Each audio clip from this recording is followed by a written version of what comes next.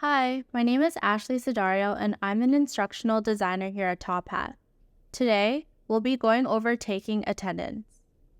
Taking attendance with Top Hat is easy and efficient, ensuring that you maximize your time with your students during class.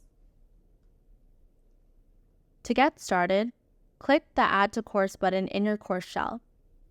Once you select attendance from the menu, a new window should pop up and display a unique 4-digit code that you must provide to your students.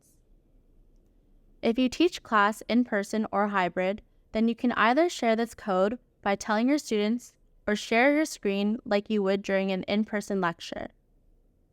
Keep in mind that your students have 3 chances to submit the correct code to prevent misuse of the system.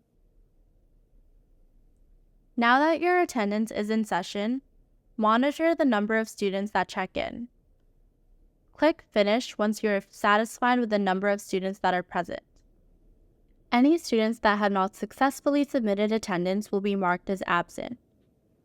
All of this data will be captured and then recorded into an attendance column in your Top Hat gradebook.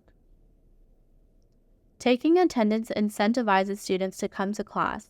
Instructors are also able to launch multiple attendance sessions throughout class.